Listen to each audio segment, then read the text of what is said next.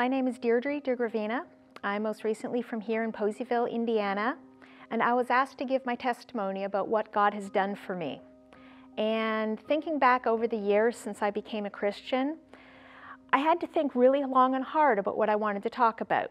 Did I want to talk about how God saved me from a really bad situation relationship? Do I want to talk about how God provided me with peace and joy while being in battered women's shelter?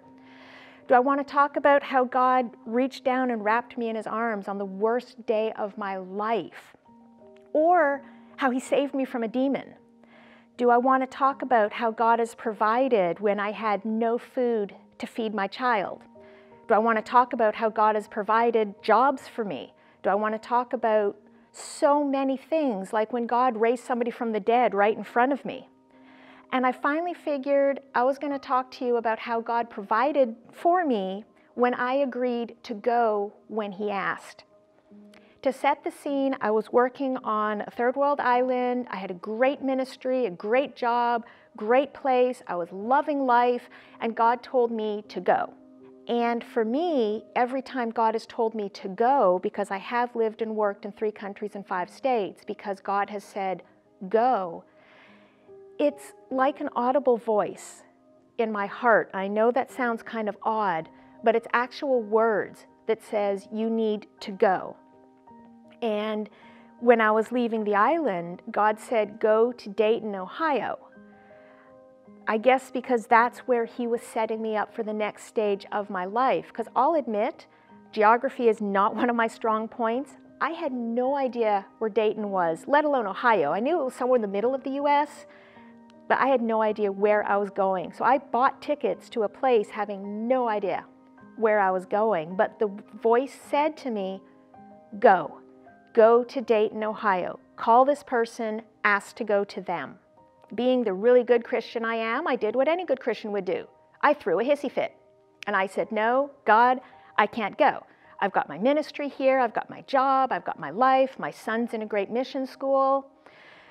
And one of the reasons I said I couldn't go, God, was I didn't have the money for plane tickets. And I figured out, I calculated it, and at the time I needed something like $3,580 to fly myself and my son to this random place called Dayton, Ohio. Can't go, God. 2 days later, I check in my bank account, and to the penny, including tax, there was the money. Well, snap. Now I have to buy the ticket. So I bought the ticket, sold off everything I owned, packed up 2 suitcases, my son, 2 backpacks, and we flew here to the States.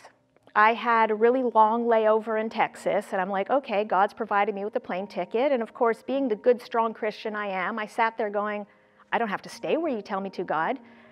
I mean, I'm going to Dayton, Ohio to stay with somebody I really haven't spoken to in 6 years. I have no job there. I've got no one really there. I'll go and visit because you're sending me there. Then I'll go somewhere else because there's nothing holding me there. And I start talking with this elderly couple while sitting there in this airport in Texas after a really long flight. How are you, where you're going, what you're doing, yada, yada, yada, you know, basic airport talk. They then get up and leave. My time comes, I grab my son, get on my little flight, we get the puddle jumper, and I land in Dayton, Ohio. And I'm still thinking to myself, okay, God, you sent me here. I came, but I don't have to stay.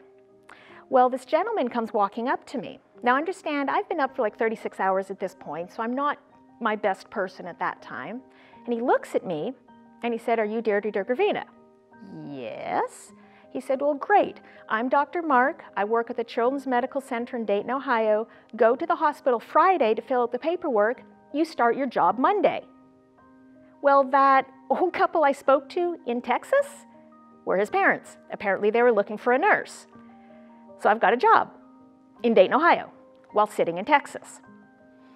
Okay, God, that works, but I've still got no place to stay, and even if I found a place to stay, I have 2 suitcases, 2 backpacks, and a 7-year-old child, and no money.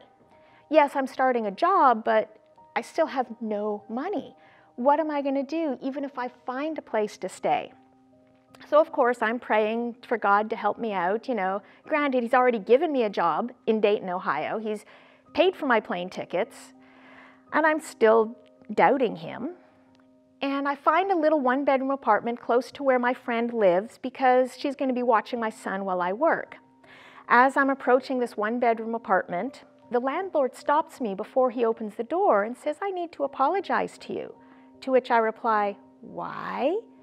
And he looked at me and he said, "The last tenant left everything.